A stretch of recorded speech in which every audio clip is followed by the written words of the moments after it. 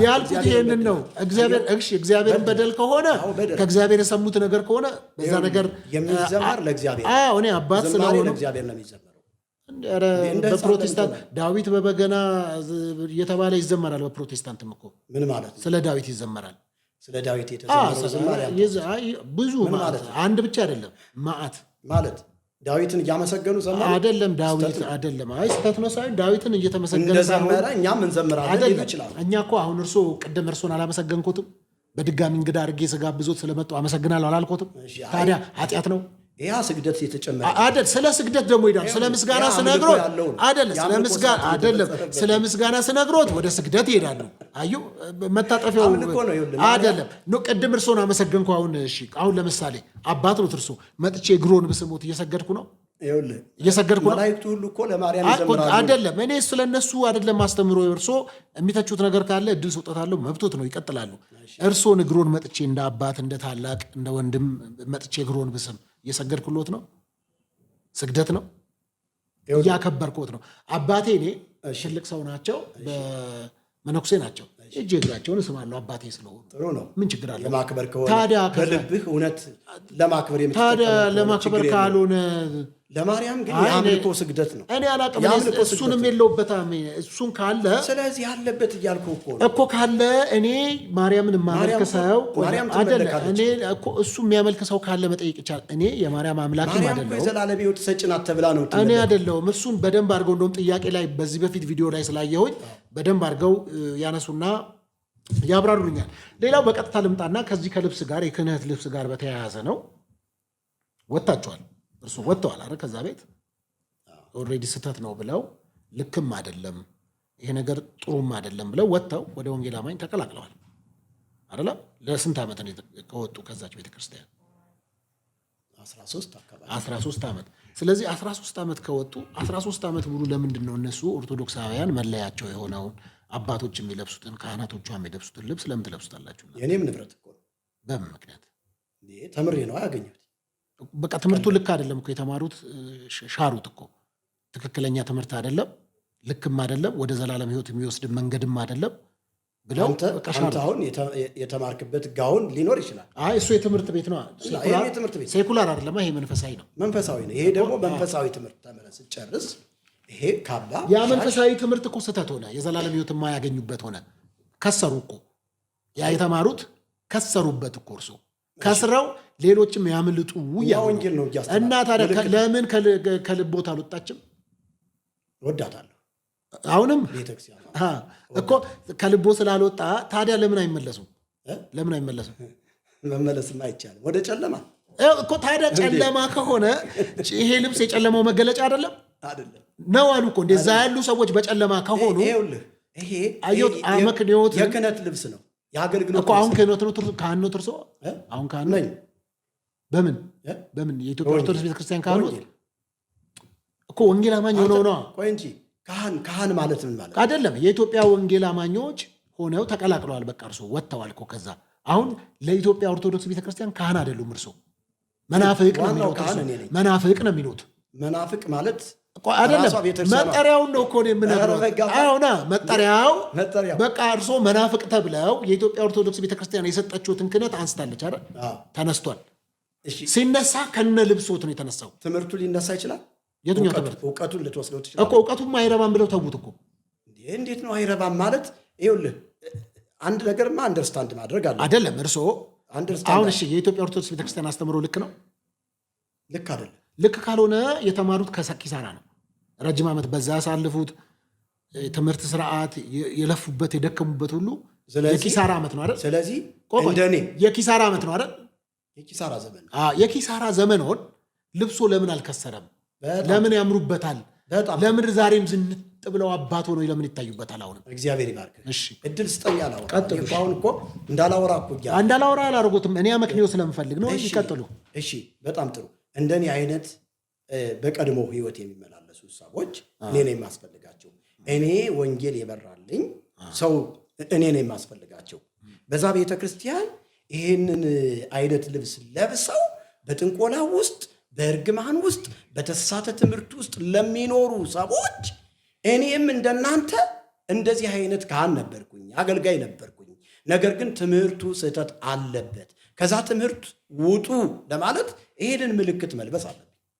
ይሄን የተማርኩበትን መርጌታ የሆንኩበትን መለያ ማድረግ አለብኝ። ለማስተማር ነው የምጠቀምበት እንጂ ለሌላ አይጠቅመኝም። ይህ ደግሞ የኢትዮጵያ ኦርቶዶክስ ተዋሕዶ ቤተ ክርስቲያን የምትጠቀምበት ቢሆንም በጣም ብዙ አሁን ለምሳሌ ካቶሊክ እኮ ካባ አለ ይጠቀማል። ሌሎችም በውጭ ያሉ ኦርቶዶክስ ተብለው የተጠሩትም ይጠቀሙበታል። ስለዚህ ይህ ልብስ ለኢትዮጵያ ኦርቶዶክስ ተዋሕዶ ቤተክርስቲያን ብቻ አይደለም። ወዳጅ እርስዎ ከኢትዮጵያ ኦርቶዶክስ ቤተክርስቲያን ነው የወጣሁት? እኔ ከኢትዮጵያ ኦርቶዶክስ ቤተክርስቲያን ነው የወጣሁትም ወንጌል እንዳትሰብክ ስለተባልኩ ነው እንጂ መውጣት ፈልጌ አይደለም። ተወግዤ ነው የወጣሁት። አንተ ኢየሱስ ኢየሱስ አበዛህ፣ ኢየሱስ የሚባለውን ስም ሁል ጊዜ አዘወተርከው፣ ስለዚህ መናፍቅ ነህ ነው የተባልኩኝ። መናፍቅ ደግሞ ኢየሱስን መስበክ አይደለም። መናፍቅ ከፍሎ የሚያምን የሚጠራጠር በክርስቶስ ማንነት ላይ የሚወላውል ነው። ወይም ፍጹም ሰውነቱን የሚክድ ወይም ፍጹም አምላክነቱን የሚክድ ነው። ይህ መናፍቅ የሚለው ስራ ላይ የዋለ በ325 ዓመተ ምህረት በኒቅያ ጉባኤ እንደሆነ ይታወቃል። ስለዚህ አሪዮስ የሚባል ሰው በወልድ ማንነት ላይ ጥያቄ ስለነበረው ወልድ በመለኮቱ ፍጡር ነው ፈጣሪ አይደለም ስላለ በዚህ ምክንያት 318ቱን ሊቃውንት በኒቅያ ጉባኤ ከቃሉ አንጻር ጠይቀውት ትክክል ስላልሆነ መናፍቅ ብለው ለይተውታል። ተጠራጣሪ ማለት ነው። ተጠራጣሪ ወላዋይ ከፍሎ አማኝ ስለሆነ እነሱ መናፍቅ ብለው ለይተውታል። ስለዚህ ትክክለኛ አሁን መናፍቅ የሚለው ስያሜ መሰጠት ያለበት ለኢትዮጵያ ኦርቶዶክስ ቤተክርስቲያን ነው። ለምን ካልከኝ በክርስቶስ ማንነት ላይ ጥያቄ ስላላቸው ማርያምም አምላክ ነች ይላሉ። ማርያምም የዘላለም ሕይወት ሰጭ ነች ይላሉ። ይፈለጠ ወኢሌለየ አልቦ አይሁዳዊ ወአልቦ አረማዊ ኩሉ ዘየአምን ወጸዋ ስማ ለማርያም ውእቱ ይድህን ወይረክብ ሕይወተ። ተመልከት፣ ይሄ ሲተረጎም ፈጽሞ ልዩነትን አላደረገም። አይሁዳዊም የለም፣ ባሪያም የለም፣ ጨዋም የለም። ያመነና የማርያምን ስም የሚጠራ ሁሉ ይድናል፣ የዘላለም ሕይወትን ያገኛል። መጽሐፍ ቅዱስ ዘየአምን በወልድ ቦ ሕይወት ዘላለም፣ በወልድ የሚያምን የዘላለም ሕይወት አለው። እንዲያውም የክርስቶስን ስም የሚጠራ ሁሉ ይድናል፣ የዘላለምን ሕይወት ያገኛል ነው የሚለው ቃሉ። የእግዚአብሔርን ስም የሚጠራ ይድናል ነው የሚለው። ይህንን ክርስቶስን ስላላመኑበት ስላላረፉበት የክርስቶስ ኢየሱስ ደም ስላላረካቸው ማርያምን ደግሞ እንድታድናቸው ደግሞ ይፈልጋሉ። ስለዚህ መናፍቅ እነሱ ናቸው እንጂ እኔ አይደለውም። እኔ በክርስቶስ ኢየሱስ ሞትና ትንሣኤ የማምን በክርስቶስ ደም ከኃጢአቴ የነጻሁ ሰው ነኝ። መናፍቅ አይደለሁም፣ አይመጥነኝም። ይሄንን ለምን ትለብሳለህ ካልክ እለብሰዋለሁ። ለምን? በዛ ውስጥ እንደኔ አይነት ሰዎች ስላሉ እኔ ያስፈልጋቸዋለሁ። እነሱ ቢጠይቋችሁ አትልበሱብን እያሉ እኮ ነው። አትልበሱብን። እንደዛ ከሆነ እንግዲህ በሕገ መንግስቱ ያጸድቁና ይሄ ምንድን ነው የሚባለው ላይ እንትን ብለው ቀርበው የራሳችን መለያ ልብስ ነው ብለው እዛው ግቢያቸው ውስጥ ይሽጡት። ወይም ደግሞ ግቢያቸው ውስጥ ሱቅ ወይም ንዋየ ቅድሳት አድርገው እዛ ንዋየ ቅድሳት ውስጥ አንድ መርጌታ ሲመረቅ ወይም ደግሞ ምርግትናውን ሲቀበል ለሱ ብቻ ይስጡት። ይሄ እኮ መርካቶም ይሸጣል። ስለዚህ ማንኛውም ግለሰብ ሄዶ ገዝቶ ማድረግ ይችላል። ቢያደርገው ምን ችግር አለው? ይችላል ወይ ነው? ለምን ማለት እንዴት? ማንኛውም ግለሰብ ሄዶ አንስቶ መልበስ ይችላል ይሄንን ልብስ። እኔ ይኸው የመርጌታ ልብስ ነው። እሺ፣ መንገድ ላይ አሁን ለምሳሌ ይሄንን የመርጌታ ልብስ ለብሰው እየሄዱ ቢጠየቁ መታወቂያ አምጡ ቢባሉ የት ካህን ነው የት ነው ቢባሉ ምን ይላሉ? ማን ነው የሚጠይቀኝ? መንገድ ላይ ቢጠየቁ። ጭፈራ ቤት እየገቡ እነሱም አልተጠየቁ እንኳን እኔ ምንድን ነው ለምን እጠየቃለሁ? እኔ ሚዲያ ላይ አገለግልበታለሁ፣ ቸርቼ ላይ አገለግልበታለሁ። ለምን ጸብ አጫሪ ሁኜ ልብስ ለብሼ በመንገድ ሄዳለሁ? አይሆንም። ታዲያ ጸብ አጫሪ ካልሆኑ የማይለብሱ ከሆነ ለምን አይተውትም? ከነጭራሹ ነው። እኔ አልለብሰውም፣ መንገድ ላይ አልለብሰውም። ሲቀደም በአገልግሎት ጊዜ የሚለበስ ነው። በዛ ቤተ ክርስቲያንም እነሱ ዝም ብለው ለዝና ፈልገውት እንጂ ለብሰውት የሚወጡ ለብሰው መውጣት አይቻልም፣ አይፈቀድም። የቤተ ክርስቲያን ስርዓትም አይደለም። የቤተ ክርስቲያን ስርዓት እዛው በአገልግሎት ጊዜ፣ በማይሌት ጊዜ፣ እንዲሁም ደግሞ በቅዳሴ ጊዜ የሚለበስ ስርዓት የተሰጠ ነው። የክህነት ልብስ ነው፣ የአገልግሎት ልብስ ነው እንጂ ዝም ብለህ በየከተማ ለብሰው የምትወጣ አይደለም። ጥሩ። ሌላው ደግሞ ልምጣና የሚያምር መስቀል አድርገዋል። በነገራችን ላይ በደንብ ያበራል። ቆንጆ ነው፣ ደስ ይላል። ኦርቶዶክሳውያን ሲያደርጉት ችግር አለው፣ እናንተ ስታደርጉት ችግር የለውም። እና እናንተ ለምን ታደርጉታላችሁ? እነሱ ኦርቶዶክሳውያን ሲያደርጉት ችግር አለው ብለን የምንለው ለምንድን ነው? በዚህ መስቀል ይባረካሉ። ይህም መስቀል ደግሞ መድኃኒት ነው ብለው ይሰግዱለታል፣ ይተሻሹታል። መስቀል ኃይልነ፣ መስቀል ጽንነ፣ መስቀል ቤዛነ፣ መስቀል መድኃኒተ ነፍስነ። መስቀል ኃይላችን ነው፣ መስቀል ጽናችን ነው፣ መስቀል ቤዛችን ነው፣ መስቀል የነፍሳችን መድኃኒት ነው። የነፍሳችን መድኃኒት ኢየሱስ እንጂ ይሄ ማንኛውም አሳምሮ የሰራው ማንኛውም ባለሙያ የሰራው የእንጨትና የብር ወይም ደግሞ አርቲ መስቀል አይደለም። ስለዚህ እኛ የምንጠቀምበት ለምልክት ነው። እኛ እናደርገዋለን፣ ምልክት ነው። ኢየሱስ በመስቀል ተሰቅሏል። አዎ ተሰቅሏል። ስለዚህ የኢየሱስ ክርስቶስን ሞትና ትንሣኤ ተሸክመን እንዞራለን፣ ወንጌልን እንሰብካለን፣ የተሰቀለውን እንሰብካለን። ወንሕነሰ ንሰብክ ክርስቶስ ዘተሰቅለ እግዚእነ፣ እኛ ግን የተሰቀለውን ክርስቶስን እንሰብካለን እንዳሉ ሐዋርያት። እኛ ይሄንን ለምልክት ነው የምንጠቀመው። ማርያምን እንሰብካለን አይደለም እያልን ያለ ነው። እነሱ ግን ይሄንን መስቀል አድርገው ማርያምን ነው የሚሰብኩት። እናንተ ለምን ታደርጉታላችሁ ነው? ምልክት ነው አልኩ እኮ። እነሱ ሲያደርጉት ለምን ኃጢአት ይሆናል? ይሰግዱለታል አልኩ እኮ። መድኃኒት ነው ይሉታል አልኩ እኮ። እርሶ ለምን አደረጉት ታዲያ? ምልክት ነው አልኩ። እኔ ለምልክት ነው የምጠቀመው። ምን አይነት ምልክት? የተሰቀለውን የተሰቀለበትን ሳይሆን የተሰቀለውን እሰብካለሁኝ፣ ክርስቶስ በመስቀል እንደተሰቀለ። ስለዚህ ማንኛውም ወንጌላማኝ ችግር የለውም ቢያደርገው። መስቀል ምልክት ቢያደርግ ምን ችግር አለ? ምንም አይፈጥርም። ኦኬ። ሌላው እርሶ ኦርቶዶክሳውያንን ይሄ የማበሳጨት ነገር ይታይቦታል፣ የማናደድ ከዚህ በፊት ትምህርቱን የተሳተ ትምህርቱን ስናገር ሊናደዱ ይችላሉ። የማበሳጨት ነገር፣ ፕሮቮክ የሚያድረግ ጸበኝነት ነገር ይታይቦታል። መስሎት አይቶ ለምን መሰሎት እንደዛ ያልኩት? ያም ስለሆነ ለስር ሁሉ ዳርጎታል። ታስረዋል። ወደ እስር የገቡበት ራሱ አንዱኛው እነሱ ምስሎችን፣ ስዕሎችን፣ ቅዱሳት ስዕል ይሁን ስዕል አድኖ ብቻ የጠራ እውቀት ስለሌለኝ እርሱ ያርሙኛል ስለሚያውቁ አቃጠሉ፣ ቀደዱ። መቀደድም መቃጠልም ማለት ዝም ተባሉ። ከዛ ደግሞ የኢትዮጵያ ኦርቶዶክስ ቤተክርስቲያን ታቦታት በሙሉ ተሰብስበው መስቀል አደባባይ ተከማችተው መቃጠል አለባቸው አሉ። ምኞቴ አሉ። እድሉም ቢያገኙም ያደርጋሉ ማለት ነው። ቢሰጠኝ እድሉ ቢሰጠኝ 100%። ለዚህ ብዙ ኦርቶዶክሳውያን ተበሳጭተዋል። ወንጌልን በፍቅር ነው እንድንነግር መጽሐፍ የሚያዘን። ለምንድን ነው እርሱ ቁጣ የሚለው? በጣም ጥሩ። እንትኑ ያበሳጫል፣ ትምህርቱ ነው የሚያበሳጨው እንጂ ሰዎችን ዛሬ መወዳቸዋለሁ፣ ቤተክርስቲያኗን ዛሬ መወዳታለሁ። ነገር ግን ትምህርቱ ያበሳጫል። ለምሳሌ ስዕል አድኖ ለምን ቀደድክ ካልክ፣ በስዕል ድግምት ተሰርቶ ጥንቆላ ተሰርቶ ሰዎች ይገደላሉ። ለምን በስዕል ሰዎች ይገደላሉ? ሰዎች እየሰገዱለትም የማይወደውን ሰው ሄዶ ይገላል። ለምሳሌ የመርቆሪዎስ ስዕል ሰዎችን ገድሏል። ስዕል እንዴት ይገላል? በጣም ጥሩ። እንደዛ ከሆነ ካመጣህልኝ ማስረጃ ልስጥህ። ጸለዩ ባስልዮስ ወጎርጎሪዎስ ሀበ ስዕሉ ለቅዱስ መርቆሪዎስ ደነነ ስዕል ከመኦሆ ዘይብል ሰሞሙ ጸሎቶም ወቀተለ ጸሮሙ ይላል። ይህ ወደ ትርጓሜ ሲመጣ ባስልዮስና ጎርጎሪዎስ የተባሉ ሰዎች እንግዲህ ያው ደባትራኖች ሊሆኑ ይችላሉ። በእርግጠኝነት እነዚህ ደጋሚዎች ናቸው። ባስልዮስና ጎርጎሪዎስ የተባሉ ሰዎች ወደ መርቆሪዎስ ስዕል እየወደቁ እየተነሱ እባክህን ጠላቶቻችንን ግደልልን እያሉ ይጸልዩ በነበረበት ሰዓት ደነነ ስዕል ከመኦሆ ዘይብል እሺ እንደሚል ዘንበል ብሎ አፍ አውጥቶ ጠላቶቻቸውን ገደለላቸው። ወቀተለ ጾሮሙ ይላል። ጠላቶቻቸውን ገደለላቸው ይላል። አየው፣ ይህ ትምህርት ነው መመታት ያለበት። ይህ ትምህርት ነው ከምድራችን መጠረግ ያለበት። ስለዚህ ስዕል እንዴት ነው ሊገል የሚችለው ካልክ፣ ጥንቆላ ከተሰራበት ሊገል ይችላል። አጋንንት በስዕል ነው የሚገለጠው። ይህ ገብረ መንፈስ ቅዱስ የሚባለው ባለጸጉሩ ሰውዬ እኮ ገና ከተወለደ በኋላ እኮ ስዕሉ ጋር እየሄዱ እየተደፉ ምናምን ሲሉ አፍ አውጥቶ የተናገረ ነው ይልሃል።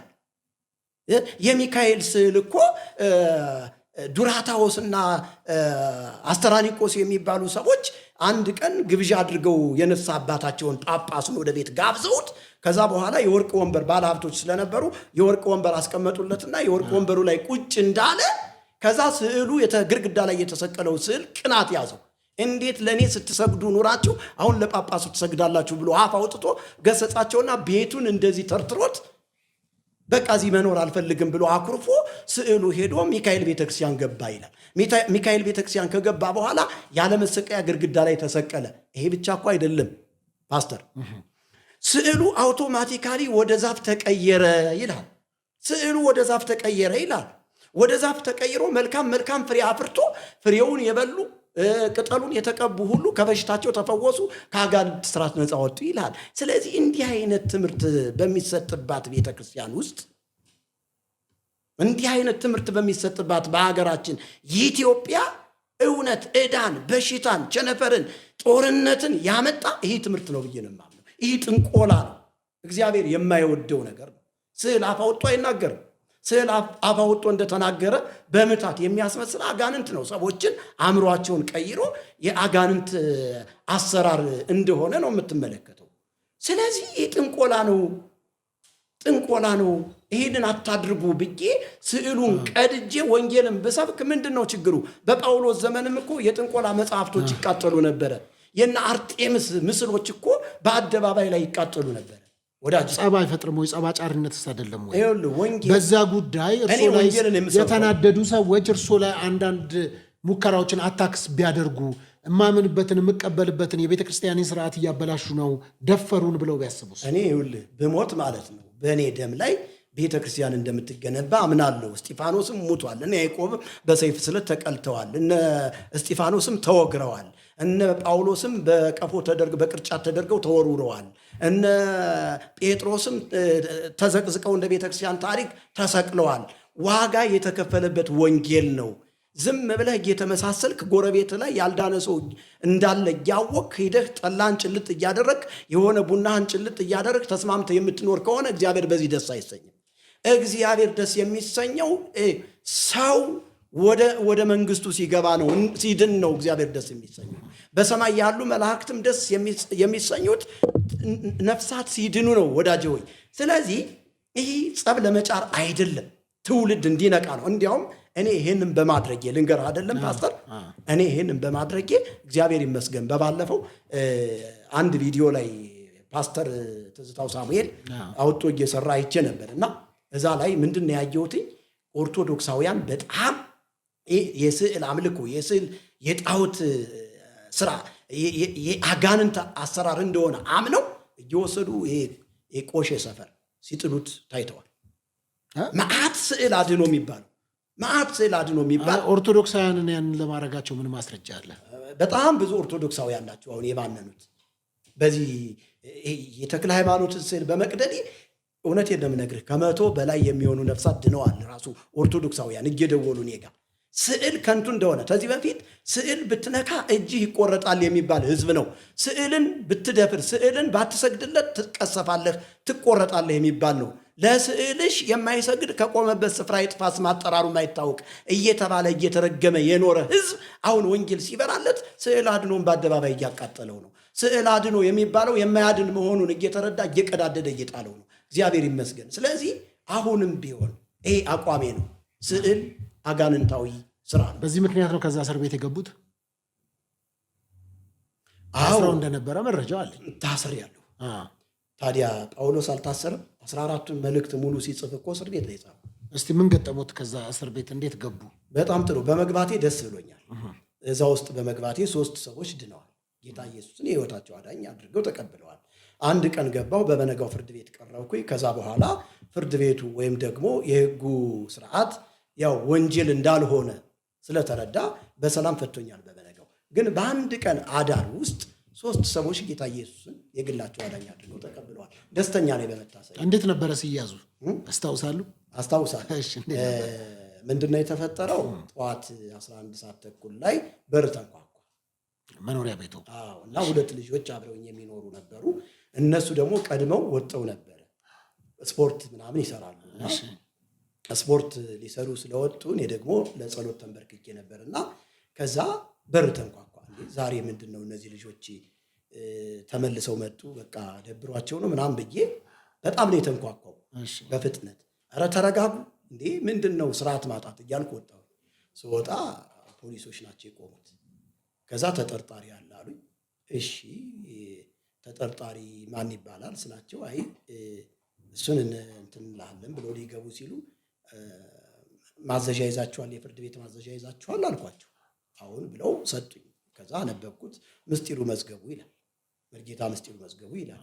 አዎ እኔ ነኝ መርጌታ ምስጢሩ መዝገቡ፣ የምትፈልጉትን ነገር ማድረግ ትችላላችሁ አልኳቸው። እዛ ላይ ስለተጠቀሰ የምታሰርበት ኦርቶዶክስ ምናምን ስለሚል ችግር የለም አሁን ሰዓቱ ነው መታሰር ይገባኛል ብዬ እንትን አልኳቸው። ከዛ በኋላ ይዘውኝ ሄዱ። ከዛ የመርጌታ ጽጌን ቤት አሳየን አሉኝ። እውነትም ለመናገር አላውቀውም።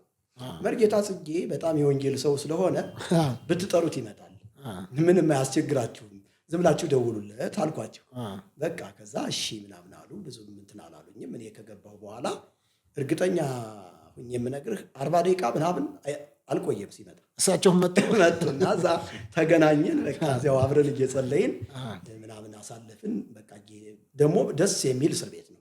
በቃ ሻወር አለ፣ ጽድት ያለ ነው። ቴሌቪዥን አለ፣ ስትፈልግ ቴሌቪዥን ታያለህ፣ ስፖርት ትሰራለህ።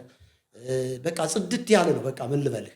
እና አማኞችም በብዛት አሉ፣ እንደገና ያልዳኑ ሰዎችም አሉ። ስገባ በቃ ዋለ እንዳለ ኦርቶዶክሶች ይሄ አረመኔ ምናምን ብለው ጮህ ይሰቀል ሲሉ፣ ከዛ አማኞች በጣም ወደ 40 ምናምን የሚጠጉ አማኞች አሉ።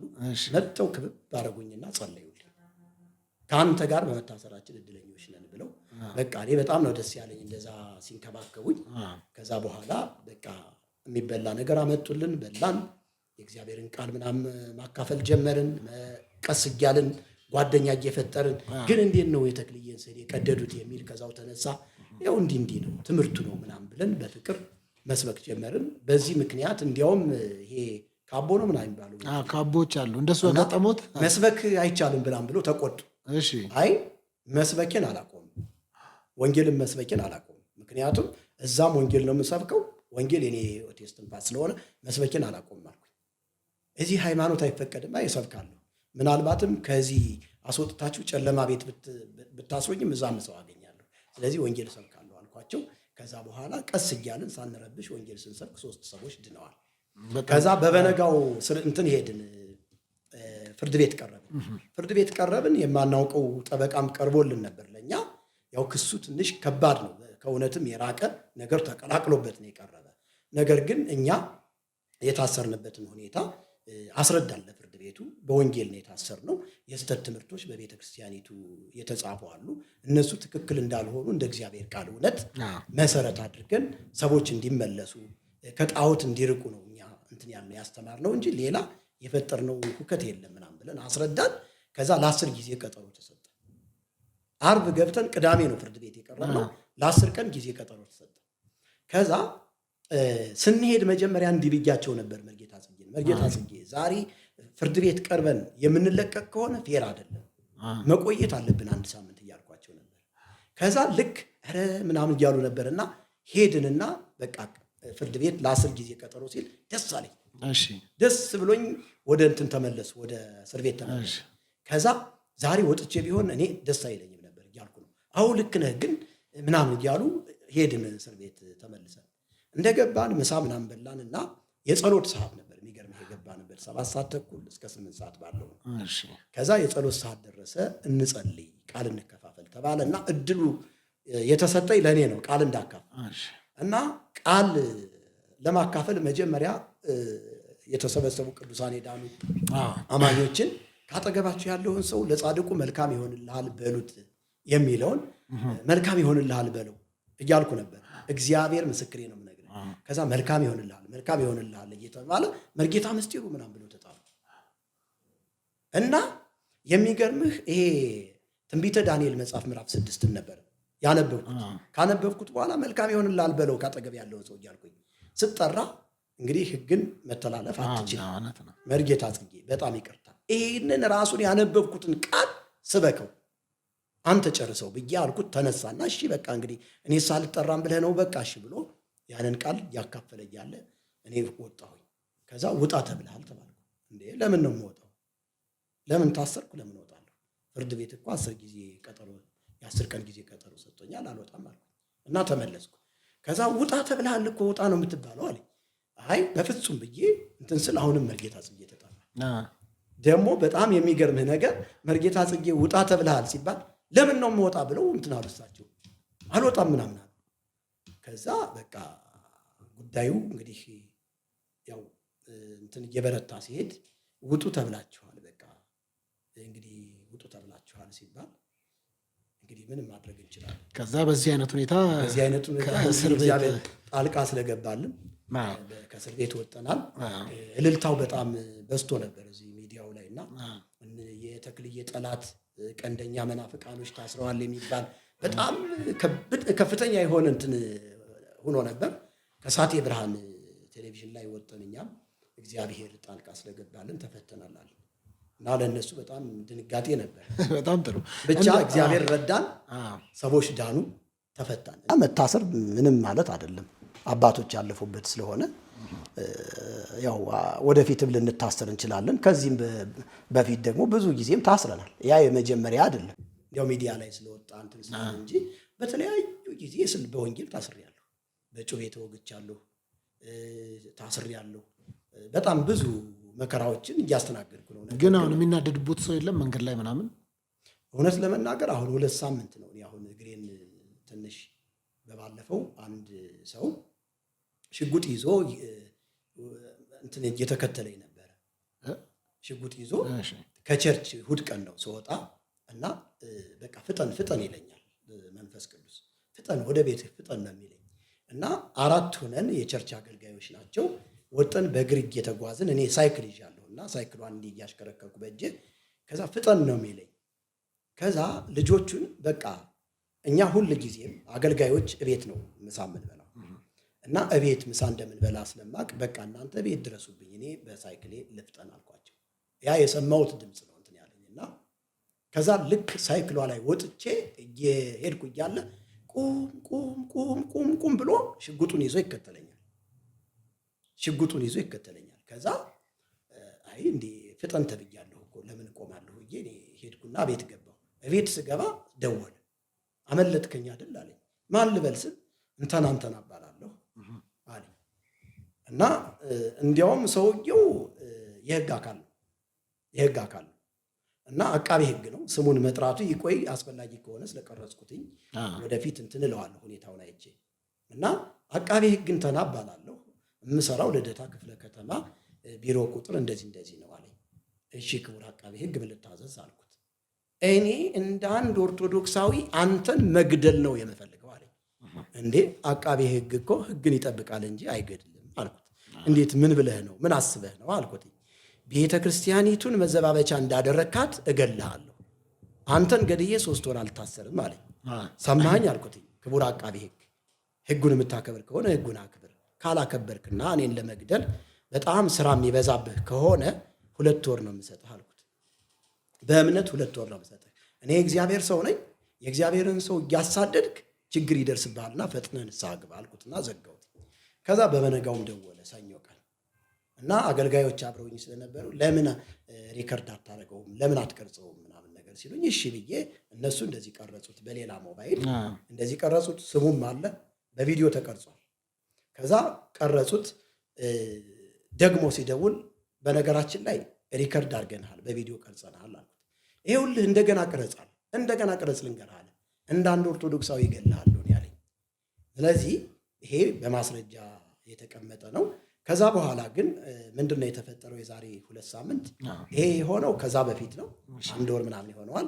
የዛሬ 2 ሳምንት በሳይክል ከቤት እየወጣሁ ወደ ቸርች እየሄድኩ እያለ ልክ መኪናን እንደ ድንገት የተነሳ መስሎ እንደዚህ ዘጋብኝ መንገድና እኔ አንድ ሀገር መኪናው እንደዚህ እንትን ተጋጨንና ወደቅኩኝ ማለት መኪና ገጭቶ ሆን ብሎ ነው ገብቶ እንደገጨኝ ከቆመበት ማለት ነው።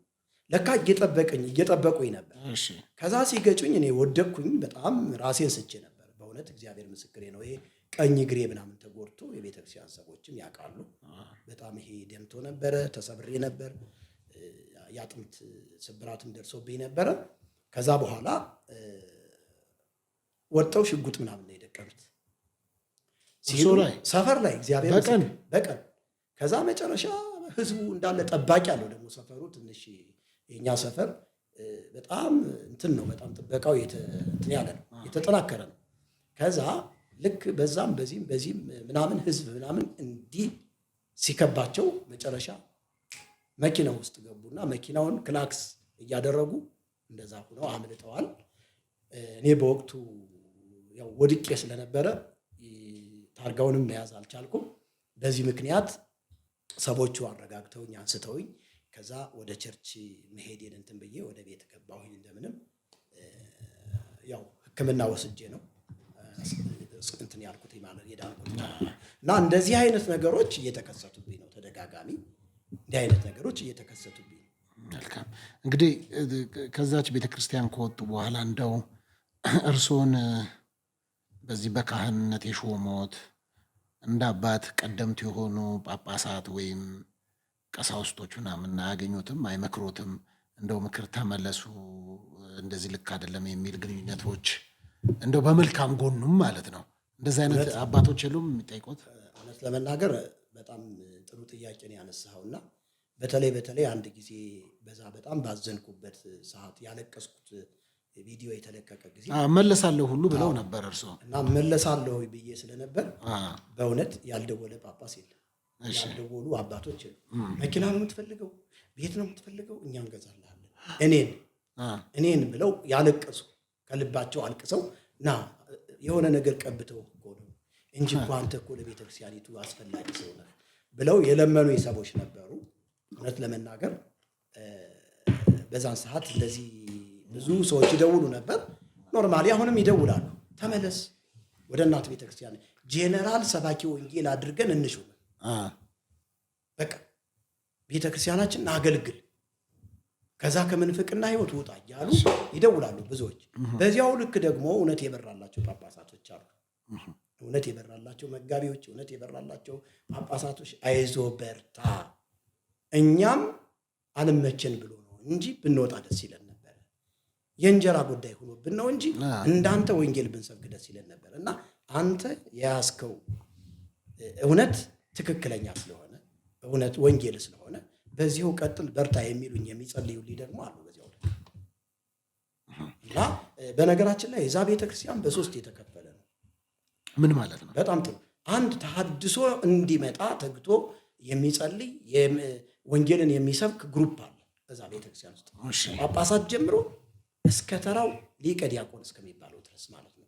ቆሞሳት፣ ጳጳሳት፣ አጉንስቲስ፣ መዘምራን የሚባሉት ሰባኪ ወንጌል የሚባሉት በአጠቃላይ ወንጌል የበራላቸው በጣም በትጋት የሚሰሩ አሉ። እውነቴን ነው የምነግርህ፣ በጣም በስፋት ወንጌል የሚሰሩ አሉ። አንደኛው ግሩፕ ነው ይሄ። ሁለተኛው ግሩፕ ደግሞ ዝም ብሎ እውቀት የሌለው ሙቀት ብቻ ያለው እንትን ይሄ ግዕዝ ሲወራ ፈጽሞ ጆሮ የማይሰማ ማለት ነው።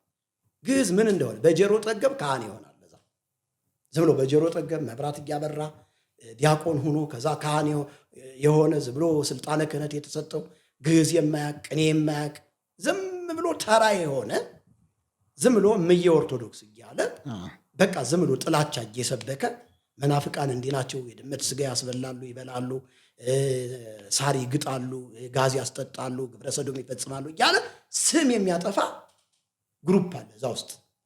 ሶስተኛው ግሩፕ ደግሞ ከፖለቲካ ጋር ዘልቆ የገባ ቅድም ልነግርህ ሞክሬ ነበር። ሞዓ ተዋህዶ ተብሎ አሁን ከማህበረ ቅዱሳን ተገንጥሎ ነው የወጣ የሚሉ ሰዎች አሉ። ግን ራሱ ማህበረ ቅዱሳን ነው፣ እኔ አውቃለሁ።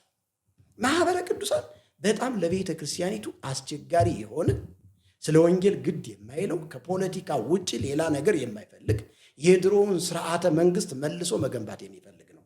ለምሳሌ ቴዎድሮስ ይነግሳል የሚል አቋም ያላቸው ቴዎድሮስን ለማንገስ አሁን አይተህ ከሆነ ዩቲዩብ ላይ ጳጳሳት እንትን ይሄ መነኮሳቱ ጳጳሳቱ ክላሽ ይዘው ገብተዋል ወደዚህ ወደ እንትኑ ማለት ነው። ወደ ምን ይሄ ፋኖ ወደሚባለው እውነቴን እኮ ነው የምነግርህ። እንትን ክላሻቸውን ይዘው በቃ ፖለቲካ ውስጥ ይሄ አሁን ሞዓ ተዋህዶ የሚባለው ግሩፕ ነው በቤተክርስቲያኒቱ ውስጥ ተለጥፎ ያለ ቤተክርስቲያኒቱን በጣም እየጎዳ ያለ ከገድል ከድርሳን ከድግምት ጋራ ተገናኝቶ የሚያምን ከሀገር ውስጥ እስከ ውጭ ሀገር ነው ይሄ እንትን ያለው በቤተክርስቲያኒቱ ውስጥ ማለት ነው። ስለዚህ እንዲያው አንድ ጊዜ ቅዱስ ፓትርያርኩ አቡነ ማትያስ ቤተክርስቲያኒቱ በቀኝ ግዛት ወድቃለች፣ በቀኝ ግዛት ወድቃለች፣ ችግር ላይ ናት ያለች፣ እኛ እንደፈለገ መስራት አቅቶናል ብለው እሮሯቸውን አቅርበው ነበረ ሲኖዶሱ ላይ። ግን አፋቸውን ያስያዟቸው ስለዚህ ቤተክርስቲያኒቱ በዚህ አይነት ምጥ ውስጥ ነው ያለችው። ስለዚህ እኛ እናስፈልጋታለን። በአጠቃላይ የተሐድሶ ሰዎች፣ በቤተክርስቲያን ውስጥ የተማሩ ሰዎች ለቤተክርስቲያኒቱ ያስፈልጋሉ። ቢገባቸው እኮ አንዳንድ ኦርቶዶክሳውያን ከገባቸው በኋላ እኮ እንዴት እንደሚያመሰግኑን ልነግር አንችልም። ምክንያቱም ሲበራላቸው እውነቱን ሲረዱና ሲያውቁ በቃ በጣም ደስተኛ ሆነው ነው የሚቀበሉን ማለት ነው። ስለዚህ በእንደዚህ አይነት ነው ቤተክርስቲያኒቱ እየቀጠለች። ጥሩ እንግዲህ ጥሩ ቆይታ እያደረግን ያለ ነው እንግዲህ ከእርሱ ጋር ብዙ እንግዲህ በሚያግባቡንም በማያግባቡንም ሀሳቦች ጥሩ እየተጫወትን ያለ ነው። አንድ ቪዲዮ ተመለከትኩና የእርሶን ከአንድ ሰው ጋር ሆነው አብረው በተለይም የኢትዮጵያን የዘመን አቆጣጠር የዘመን ቀመሯን ወይም ካላንደሯ አይስማማንም መቀየር አለበት እስከ ማለት ደረጃ ደርሳችኋል። ከምን አንጻር ነው እንግዲህ ለዚህ ለረጅም ዓመታት የመጣን ነገር እንደው መፍጠር ባትችሉ አዲስ ነገር መፍጠር ባትችሉ እንደው የነበረውን እንኳን ማክበር አትችሉም? እሺ ጥሩ ነው። አንድ ወንድማችን መጋቤ ትዝታውን ይሄ በራሱ ሶሻል ሚዲያ ላይ ጋብዞኝ እሱ መጀመሪያ ስለ ዘመን ቀመሩ ስለ ዘመን አቆጣጠሩ በቃ ጳጉሜ የሚባል አያስፈልግም ወደሚል አይነት እኛ 2018 አይደለንም በፈረንጆቹ ነው መገዛት ያለብን። እንደውም አንዳንዶች እንደገና እነዚህ ቅኝ ግዛትን መገዛት የሚፈልጉ የነጭ ተላላኪዎች ናቸው ሁሉ የሚል አስተያየት የሰጡባቸውን ሰዎች ተመልክቻለሁኝ። እና ልክ ነው። እርሶም 2018ን አይስማማዎትም? ልክ ነው። ቆይ ልንገርህ። እሺ። ከዛ በኋላ ያንን የመጀመሪያውን ፕሮግራም ከሰራ በኋላ ሁለተኛው ፕሮግራም ላይ ጋበዘኝ። ሁለተኛው ፕሮግራም ላይ ሲጋብዘኝ የዘመን ቀመሩን መነሻውን ቤተክርስቲያኒቱ የሰራችውን ስራ እንዲያውም ከማድነቅ ነው የጀመርኩት። ቤተክርስቲያኒቱ በዚህ ምስጋና ይገባታል። ነገር ግን በዘመን ቀመሩ ውስጥ የተሰገሰጉ ይህ መጽሐፍ ቅዱሳውያን የሆኑ ትምህርቶች ትክክል አይደሉም ብዬ ነው የሞገጥኩት። እኔ እንደ ራሴ ነው አሁን እንደ እግዚአብሔር ቃል ነው የማወራው የማምንበትን። እኔ አሁን የዘመን ቀመሩ አሁንም ቢሆን 2018ም 2019 እንትን ይሄ አሁን ኢትዮጵያ የዘመን ቀመሯ በሐሳበ ጨረቃው መሰረት የምትቆጥረው የዘመን ቀመር አለ። በዛ የዘመን ቀመር መስከረምን ነው የመጀመሪያ እንትን አድርጋ የዘመን መለወጫ አድርጋ የምትጠቀመው። ስለዚህ አሁን የዘመን መለወጫው መስከረም ቀርቶ እኔ ለምን ጥቅምት አይሆንም? ለምን ህዳር አይሆንም? እኔ ምንም ችግር የለብኝም። አባቶች የሰሩት ስርዓት ወይም ደግሞ የዘመን ቀመር ምንም የሚያመጣው እንትን የለም በእኔ ላይ ማለት ነው። አሁን ግን በዘመን አቆጣጥሩ ወይም ደግሞ ጳጉሜን ተብሎ በተሰየመው ስያሜ ውስጥ ማን ነው እየከበረ ያለ ነው? እንደገናም ደግሞ የዘመን መለወጫ ዕለት ማን ነው እየተመሰገነ ያለው? ማን ነው የሚቀደስለት? ማን ነው የሚዘመርለት ካልን በእውነት ለመናገር ጳጉሜም ላይ የጥንቆላ ማደሻ ነው የሚሰራው። ሩፋኤል የሚባል መልአክ ነው ሰማይና ምድርን ያጸናል፣ እንደገና ማኅፀንን ይፈታል እየተባለ የሚዘመርለት። ከዚህ በተጨማሪ ከ1 እስከ 5 ወይም ደግሞ ከ1 እስከ 6 ባሉት የዘመን አቀማምሮች በእነዚህ በጳጉሜ ዕለታቶች እውነት ለመናገር አንድም ቀን እግዚአብሔር የሚመሰገንበት ቦታ የለው። አንድም ቀን መጽሐፉን ማየት እንችላለን። በአጠቃላይ እንዳለ በየቀኑ ተሰግስገው ያሉ አማልክቶች አሉ የሚከበሩ ማለት ነው። ከመጽሐፍ ቅዱስ ውጪ የሚከበሩ ጥንቆላን የሚደግፉ እንዲያውም አሁን የጳጉሜን ውሃ መጠጣት ፍቱን መድኃኒት እንደሆነ በቤተክርስቲያኒቱ የሚሰጥበት መልካ ሩፋኤል የሚባለውን ማየት ይቻላል። ድርሳነ ሰለሞንን ማየት ይቻላል። የሚናገረው በአጠቃላይ የጳጉሜን አፈሩ ይፈለጋል፣ ውሃው ይፈለጋል፣ የማይፈለግ ነገር የለም። ቀበሮቹ ይፈለጋል፣ እጽዋቱ ይፈለጋል። በዛን ጊዜ የተቆረጠ እጽዋት ፍቱን መድኃኒት ነው። በዛን ጊዜ የታፈሰ አፈር ፍቱን መድኃኒት ነው። በዛን ጊዜ የተዘገነ የመቃብር አፈር ፍቱን መድኃኒት ነው። ለመቅትል ሰውን ለመግደል የሚጠቀሙበት ሰውን ነገረ በትን አድርገው ከሀገሩ ነቅሎ እንዲሄድ ከነ ቤተሰቡ የሚሰራበት ይህ በቤተ ክርስቲያኒቱ ስርዓት መሰረት ይሰጣል። ከዚህ አንጻር ጳጉሜን የሚባለው የዘመን ቀመር አያስፈልግም ሳይሆን በጳጉሜን ውስጥ ኢየሱስ መከበር አለበት፣ በጳጉሜን ውስጥ እግዚአብሔር ሊመሰገን ይገባል የሚል ሀሳብን ያቀረብኩ ማየት ይቻላል ቪዲዮን። ከዛ ልክ ጳጉሜን ካለቀ በኋላ ዘመን መለወጫ በዓል የዕለቱ ዕለት የሚመሰገነው ዮሐንስ ነው። በቅርቡ አይተው ከሆነ ገድለ ዮሐንስ መጥምቅ የሚባለውን ሲኖዶሱ አያስፈልግም ብሎ እንትን ብሎታል፣ አውግዞታል። ገድሉን ማለት ነው። ገድሉ ላይ ገብተህ ስታነብ እጅግ በጣም በቃ ይሄ ዮሐንስ መጥምቅ የሚባለው ራሱ እንደ አምላክ ተቆጥሮ ነው የሚመሰገነው። ርዕሰ አውደ ዓመት ዮሐንስ እየተባለ ነው። የአውደ ዓመት ራስ፣ የአውደ ዓመት ክበብ፣ የአውደ ዓመት የመጀመሪያ ተብሎ የሚመሰገነው ማን ነው? ዮሐንስ ነው የሚመሰገነው። የሚገርም ነገር አውደ ዓመቱን ባርክልን እየተባለ አውደ ዓመቱን መባረክ የሚችለው ዮሐንስ እንደሆነ ለምህረት ወሳይ ለይቅርታ እና ለምህረት ናልን እየተባለ ማርያም እና ዮሐንስ ናቸው እየተከበሩ ያሉት። ስለዚህ ከአስተምሮ አንጻር ይሄ ልክ አይደለም፣ መስተካከል አለበት። ቤተክርስቲያን ይሄንን ታስብበት የሚል ትምህርት አዘል የሆነ ንግግር ነው ያደረግኩኝ እንደ እግዚአብሔር ቃል እንጂ ይሄ ዘመኑ ይለወጥ ወይም ደግሞ ፈረንጆች ይሁን የሚል እኔ አላነሳው። በጣም ጥሩ።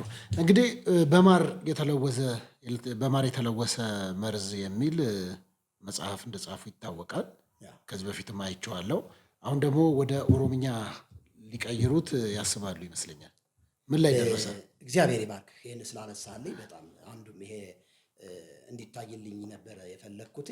በማር የተለወሰ መርዝ የሚለው መጽሐፍ እንግዲህ መቼም አንተም አንብበዋልና በጣም ብዙ ሰዎች የተጠቀሙበት መጽሐፍ ነው። እጅግ በጣም በርካታ ሰዎች ወደ ጌታ መንግስት መጥተዋል። ይሄ መጽሐፍ 2015 ከሰኔ ወር ጀምሮ ነው እንግዲህ መሸጥ የጀመረው እንደምታውቀው እና በጣም በሚገርም ሁኔታ ከ2015 ሰኔ ወር ጀምሮ እስካሁን ባለው 403 ሰዎች ድነዋል። ይሄን መጽሐፍ በማንበብ ማለት ነው። 403 ሰዎች ጌታ ኢየሱስን የህይወታቸው አዳኝ አድርገው ተቀብለዋል በዚህ መጽሐፍ።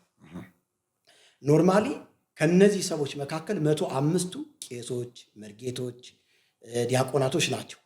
ይሄ ደግሞ በተግባር የዳኑ ሰዎችንም እየተቀበልን ከአካባቢያቸው ላይ ከሰሜን ኢትዮጵያ፣ ከደቡብ ኢትዮጵያ፣ ከምስራቅ ኢትዮጵያ ያሉትን በአካባቢ ያሉ ፓስተሮችን በማገናኘት ሰሜን ኢትዮጵያ ላይ ደግሞ አሁን ባህር ዳር ላይ እና ጎንደር ላይ እኛ ኦፊስ አለን። እዛ ጋር ያስቀመጥናቸው ሰዎች አሉ። ደህንነት እንዲማሩ በማድረግ በባለፈው 2017 ታህሳስ ወር ላይ 51 የሚሆኑ ቄስ፣ መርጌታ፣ ቆሞሶችን ሳይቀር የውሃ ጥምቀት እንዲጠመቁ አድርገናል። አሁን ወደ 77 የሚሆኑ ደግሞ የሚማሩ አሉ እና በዚህ ሁኔታ በማር የተለወሰ መርዝ አፍ አውጥቶ የሚናገር መጽሐፍ ነው። በማር የተለወሰ መርዝን በተለይ የቤተ ክርስቲያኒቱ ልጆች አንብበው ወደ ጌታ አለመምጣት አይችሉም።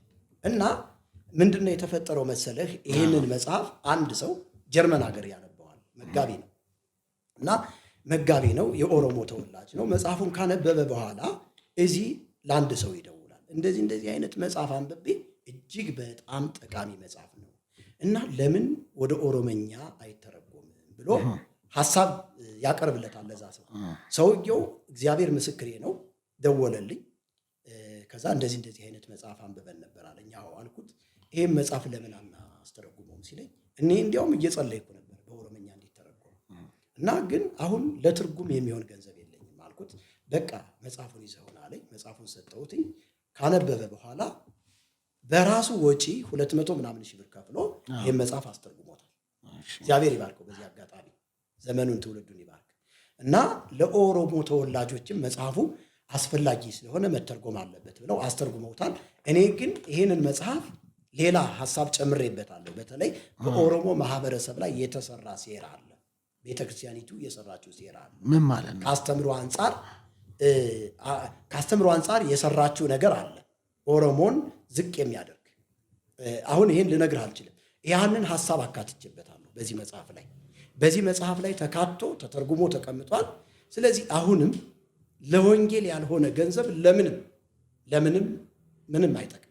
ይሄ ለትውልድ ነውና ይሄን መጽሐፍ ማሳተም የሚችሉ ሰዎች ካሉ ብዬ ነው በአንተ ሚዲያ። በምን ያገኙታል? እርሶን ስልክ ቁጥር የምታስቀምጥልኝ መናገርም ይችላል እዚሁ ቀጥታ ስልክ። በጣም ጥሩ፣ እግዚአብሔር ይባርክህ።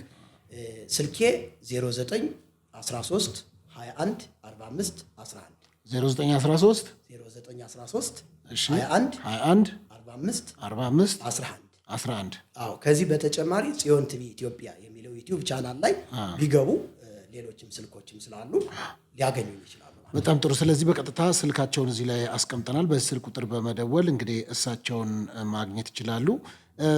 እንደው በአካል ስለማግኘት እርስዎን የት ነው አድራሻው? አሁን እያገለገሉ ነው ያሉት? ቅድም በተሐድሶ ውስጥ ነው ያለሁት ብለውኛል። በእርግጥ አሁን የት ነው ያሉት? እግዚአብሔር ይባርክህ። አሁን እያገለገልኩ ያለሁት ሀያት አደባባይ አካባቢ ሀያት ሞል የሚባል አለ፣ አንደኛ ፎቅ ላይ እያገለገልን ያለን። ብዙ ወንጌልን የሚሰሩ ከ25 እስከ 30 የመጨረሻው ወር መጨረሻ ላይ ሁሌም ከዓመት እስከ ዓመት ወንጌል ስርጭት ላይ የሚሰሩ ቲሞች አሉ። አደራጅተናል። ወደ 16 የሚሆኑ ቲሞች አሉ። ከነሱ ጋር ወንጌልን እንሰራለን። እንዲያው ከተቻለ እኔ አሁን ነው ገና ቸርቹንም ያው ከዛ ከስረዛው ተያይዞ ትንሽ በኦፊስ ደረጃ ነበር እስካሁን ወንጌል ስርጭት ላይ እየሰራን ያለ ነው። ሚዲያ ላይም እየሰራን ያለ ነው በዚህ ምክንያት ማለት ነው። አሁን ግን አዳራሽ ተከራይተናል። ሀያት ሞል ላይ ትልቅ አዳራሽ ተከራይተናል። አሁን ፊት ለፊታችን ላይ ታህሳስ 26 እና 27 የምስጋና ኮንፈረንስ አለን። ስለዚህ እዛ ማንኛውም ሰው መጥቶ መካፈል ይችላል። በጣም ጥሩ። ቅድም አንድ ነገር አስቆሚዎት ነበር በመሀልና በተለይም ስለ ልጆቹም እያነሱ ስለነበረ አንዳንዴ እንደው ነገሩን ሲያነሱት ራሱ የብስጭት አይነት ስሜት አይቼውቦታለሁ እና እሱም ደግሞ ቤት ፈርሶብኛል የሚል ሀሳብ ነው አንስቶ የነበረው። ቅድም አስቆሚዎት ስለነበረ ምንድን ነው ቤት የፈረሰቦት? በዝናብ ነው? ንፋስ ነው? ምን አፈረሰቦት? እስቲ እውነት ለመናገር አሁንም 2015 ይሄ መጽሐፍ በታተነበት ወቅት ነው እና የራሴ የቤት መኪና ነበረች። ታውቃታለህ? አውቃታለሁ። ያቺን መኪና ሽጬ ነው ይሄን መጽሐፍ ያሳተምኩት። የሚገርምህ መኪናዋን ሽጬ ብሩን ለመጽሐፉ ከፍዬ በሶስተኛ ቀኑ ቤቱ ኤክስ ተደርጎ ተቀባብኝ። በጣም ዘመናዊ ቤት 443 ካሬ ሜትር ላይ ነው የተሰራው። በጣም ዘመናዊ ቪላ ቤት ነበረ። ከምነግርህ በላይ ነው እና ኤክስ አድርገው ቀቡት። አንደኛ መኪናያን ሽጬ ለዚህ ከፍያለሁ እና በሕያው እግዚአብሔር ፊት ነው የምነግርህ፣ በአካውንቴ ውስጥ ምንም ገንዘብ የለም። 4000 ምናምን ብር ነው ያለው። ከዛ ቤቱ ኤክስ ሲደረግ ልክ ኤክስ አድርገውት ሲሄዱ ተንበረከኩና ጌታ ሆይ ያንተ ፈቃድ ከሆነ እባክህ ስለ ልጆቼ ስትል ራራልኝ፣ ወይም ደግሞ ያንተ ፈቃድ ከሆነ ምንም ችግር የለም እንዳንተ ሐሳብ እንዳንተ ፈቃድ ይሁን ብዬ ጸለይኩና ምንም ይፈርሳል ብዬ አላመንኩ። ከዛ በቃ እንደዚህ ብዬ ገባሁ ወደ ቤት ስጸልይ አደርኩኝ። በሁለተኛ ቀኑ አፍራሾች መጡ እና ልጆቼ አዲስ አበባ ነው የሚማሩት፣ ጉለሌ አካባቢ ወደ አዲሱ ገበያ እዛ ነው የሚማሩት። በጣም ጎበዝ ተማሪዎች ናቸው። አንደኛ ደረጃ ነው የሚወጡት። በእውነት ነው የምነግርህ፣ በጣም አክቲቭ ናቸው። ከልጅነት ጀምሮ ስለሰራሁባቸው ስፖርትም ይሰራሉ። እንዲያውም አንዱ ኦሮሚያን ወክሎ ወርቅ ሁሉ ተሸልሟል በቴኳንዶ። ስፖርትም ይሰራሉ፣ ትምህርትም በጣም ጎበዝ ናቸው። ከዛ አፍራሾች መጡ። እኔ እቃ አላወጣሁም። በቃ በብስጭት ውስጥ ግቢ ውስጥ ያለውን አበባ እንኳን ሳይቀር በዱላ ይደበድቡት ነበር እና መጨረሻ እቃውን ሳላወጣ በቃ መደርመስ ጀመሩ፣ ማፍረስ ጀመሩ። ልክ እያፈረሱ እያለ ከትምህርት ቤት ልጆች መጡ። ልጆቹ ከትምህርት ቤት ሲመጡ አንደኛው ደንግጦ በአፍንጫው ደም እዛ ወደቀ ማለት ነው። ከዛ በሱ ተደናገጥና ጎረቤቶችም ምንም ነበሩ። ከዛ ልጁን ማትረፍ ስላለብን ወደ ሆስፒታል መሄድ አለብን ብለን ሆስፒታል ይዘን ስንሄድ በቃ እቃ እንኳን አንድ እቃ አላገኘሁም። በሕያው እግዚአብሔር ፊት ነው የምነግርህ፣ እቃ ሳይቀር ነው የተወሰደብኝ። በቃ ዘረፋ ነው የተካሄደብኝ ማለት ትችላለህ። እና እኔ ግን በወቅቱ ያው የእግዚአብሔር ጸጋ ስለደገፈኝ መኖሪያዬ የዘላለም አምላክ ብዬ ዘምሬ ወጣሁ። ከዛ በኋላ አንድ ወንድም አለኝ ፓስተር፣ እዛው እሱ ቤት ነበር የገባሁት። እሱ ቤት ገባሁ። አንዳንድ የተራረፉ እቃዎችን ምናምን በአንዳንድ ወንድሞች ምናምን አወጣን። ከዛ በኋላ እዛ አደርን። በቃ ምንም ማድረግ ስለማልችል ልጆቹን ወደ ክፍለ ሀገር ላኳቸው፣ ቤተሰብ ጋር እዛ አሳልፎ ብዬ ላኳቸው። እኔ ደግሞ ይሄ መጽሐፍ ያው ለህትመት ገብቶ ስለነበር መጽሐፉ መሸጥ አለበት ብዬ ስላሰብኩኝ ለአብያተ ክርስቲያናት ቪዥነሪ አብያተ ክርስቲያናት ወስጄ አሳየኋቸው። የቪዥነሪ አብያተ ክርስቲያናት ጸሐፊ አንድ ወንድም አለ። ይህ መጽሐፍ አለኝ ካነበበው በኋላ ዝም ብሎ እንደዚህ እንደተራ መጽሐፍ መሸጥ የለበትም እና የሆነ ፕሮፖዛል ቀርጬ እሰጥሃለሁ፣ እንትኖችን ታቋቁማለህ አለኝ። ምንድን ነው የሚባሉት ኮሚቴዎች ታቋቁማለህ አለኝ። እሺ አልኩት። ኮሚቴዎችን ከውጭም ከሀገር ውስጥ ማቋቋምኩኝ። ከዛ በኋላ ይህንን መጽሐፍ ለማስመረቅ ቪዲዮ መስራት ጀመርን። ብዙ የተሐድሶ መርጌቶችን ሰብሰብ አድርገን መጽሐፉን ያዩትን በተለይም እነሱን ሰብሰብ አድርገን ቪዲዮ መስራት ጀመርን። ልክ ቪዲዮ እየሰራን እያለ ቲኬ ህንፃ ደብዳቤ ጠይቀን በነፃ ነው የፈቀዱልን እንትኑን ማለት ነው አዳራሹ እዛን እንደሚመረቅ ቦሌ ቲኬ ህንፃ 10ኛ ፎቅ ላይ ነው ምናምን ባልሳሳት እዛን እንደሚመረቅ እየተነጋገርን ነበር። እና በጣም ብዙ ከሀገር ውስጥም ከሀገር ውጭም አይዟችሁ በርቱ እንመጣለን የሚሉን በዛ በቪዥነሪ አብያተ ክርስቲያናት እንኳን ሳይቀር 100 ሰው በላይ እንዲመጣ በህብረቱ ውስጥ እንትን ተልኮለታል፣ ቴክስት ተልኳል። እንመጣለን ብለው ብዙ ህዝብ እየተጠባበቀ እያለ መሀል ላይ ካውንስሉ መጣና ውግዘቱን ሲያስተላልፍ በቃ የመጽሐፉ ጉዳይ በጣም ተበላሸ። ከዛ የመጨረሻ እኔ እርምጃ የወሰድኩትኝ የዕለት ዕለት ያው መገኘትም ስለነበረብኝ ቦሌ ቲኬ ህንፃ ላይ ያው አንዳንድ ሰዎች መጡ። መጽሐፉን ያው መመረቅና ተደራሽ መደረግ ስላለበት አንዳንድ ዝም ብሎ ደፋር የሆኑ ሰዎች ከአንተ አንለይም ያሉ ከተሐድሶም ከወንጌላውያን አማኞችም አንዳንድ ሰዎች መጥተዋል። በትንሹ አንድ 30 ሰው ምናምን ነው የመጣ ማለት ነው። የታሰበው እንግዲህ ያው እስከ 1000 በላይ ሰው ይመጣ ነበረ በእርግጥም። እና በዚህ ሁኔታ ከውግዘቱ ጋር ተያይዞ ሰው አልመጣም። መጽሐፉም እውነት ለመናገር ተደራሽ ለማድረግ በጣም ነው ዋጋ ያስከፈለኝ። በጣም ቲክቶክ ላይ እንግዲህ መጽሐፉን ተደራሽ እያደረግን የውጭ ሰዎች ከጎኔ በመቆም 50 መጽሐፍ፣ 100 መጽሐፍ፣ 20 መጽሐፍ፣ 10 መጽሐፍ፣ 5 መጽሐፍ እየገዙ ለሰሜን ኢትዮጵያ ተደራሽ በማድረጋቸው ነው በዚህ መጽሐፍ እንግዲህ ወደ 4 ሰው። ስለዚህ ከዛ በኋላ አሁን ስለ ቤትዎት እንምጣና ያንን ቤትዎን በዛ ሁኔታ ሆነ አሁን ምን ላይ ነው ያሉት? አሁን የት ነው? ከዛ እኔ በቃ ልክ መጽሐፉ ከተመረቀ በኋላ ለ90 ቀን በቃ ራሴን በእግዚአብሔር ፊት ማቅረብ አለብኝ። በቃ ችግሩ ምንድን ነው ብዬ በእግዚአብሔር ፊት ጾም ጸሎት ገባሁ 90 ቀን። ከዛ በኋላ አንዳንድ እቃዎችን ወንድሜ ጋር ነበር ያስቀመጥኩኝ። ተመለስኩኝና ወደዚህ ወደ አሁን ባለሁበት ሰፈር ከዛ መራቅ አለብኝ ብዬ ነው ወደዚህ የመጣሁት ማለት ነው። ከዛ መጣሁኝ፣ ጠየቅኩኝ። ያው ለክፍለ ከተማም ወረዳ ላይም እስከ ፌዴራል ድረስ ጠይቄያለሁ።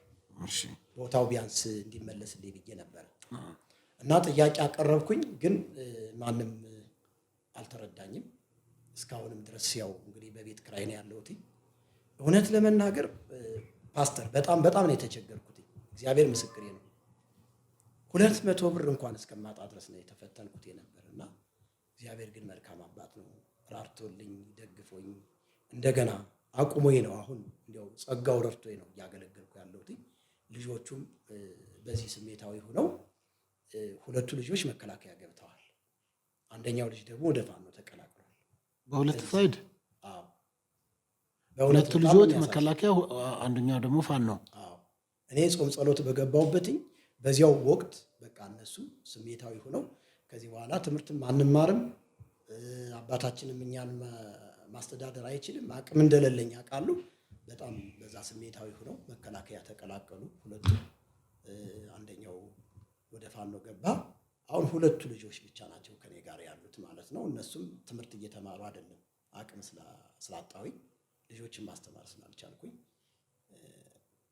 ያው ስፖርታቸውን እየሰሩ ምን እያሉ ራሳቸውን በራሳቸው ሊስትሮም እየሰሩ በእንደዚህ ሁኔታ ነው እንግዲህ በመልካም ቆይታ አድርገናል። ይህን ሀሳቦትም እንግዲህ ለህዝብም ለመንግስትም አድርሰናል። ቀረ የሚሉት ሀሳብ ካለ የመጨረሻ እድል መናገር ይችላሉ። እንዲያው ይሄ ትልቅ እድል ነው ለእኔ እና ምናልባት ቲክቶክ ላይም አይተህ ከሆነ ለተከበሩ ጠቅላይ ሚኒስትራችን ለዶክተር አብይ አህመድ ጥያቄ አቅርቤያለሁ። ለክብርት ከንቲባችን ለወይዘሮ አዳነች አቤቤም እንደዚሁ ጥያቄ አቅርቤያለሁ። ለተከበሩ የኦሮሚያ ብሔራዊ ክልላዊ መንግስት ለኦቦ ሽመልስ አብዲሳም ጥያቄ አቅርቤያለሁ እና በቅንነት ተረድተውኝ እውነት ለመናገር ሙሉ ዶክሜንት ያለው ቤት ነው የፈረሰብኝ። ይህንን ሚዲያ አይተው መጠለያ ቢሰጡኝ እኔ እንዲያው ቲክቶክ ላይ የራሴ ቲክቶክ ላይም ተደጋጋሚ ጠይቄያለሁ፣ ለ2 ጊዜ መልስ አላገኘሁም። ከዚህ በተጨማሪ ወንጌላውያን አማኞች ከ30 እስከ 45 ሚሊዮን ድረስ ይደርሳሉ ይባላል እና እንዲያው በቅንነት ካዩት ለእኔ መጠለያ አያጡልኝም ብዬም አምናለሁ። ጌታ መጠለያ በካሳ እንደሚሰጠኝም አምናለሁ እና ይሄንን ነው መናገር የምፈልገው። አንተ ደግሞ እድሉን ስለሰጠኝ በእውነት እጅግ አድርጌ አመሰግናለሁኝ። እግዚአብሔር ይባርክ። እኔም አመሰግናለሁ። እንግዲህ ከኔ ጋር ለነበሩት ቆይታ እንግዲህ እግዚአብሔር ያክብርልኝ። በሌላ ጊዜ ደግሞ ሌላ ፕሮግራም ደግሞ እንደምጋብዙትና እንደምንገናኝ ደግሞ በደስታ እንደምንገናኝ እንዳሁኑ መጽሐፉም ወደ ኦሮምኛ ተርጉሞ እንግዲህ የቤት ጥያቄዎትን ተፈቶ ደግሞ ለምስጋና እንገናኛለን ብዬ አስባለሁ። እግዚአብሔር ይርዳን። በጣም አመሰግናለሁ። ተመልካቾች የነበረን ቆይታ በዚህ ጨርሻለሁ። በሌላ ጊዜ በሌላ እንግዳ እንገናኛለን። ሰላም ሁኑ። መልካም ጊዜ። ቻው።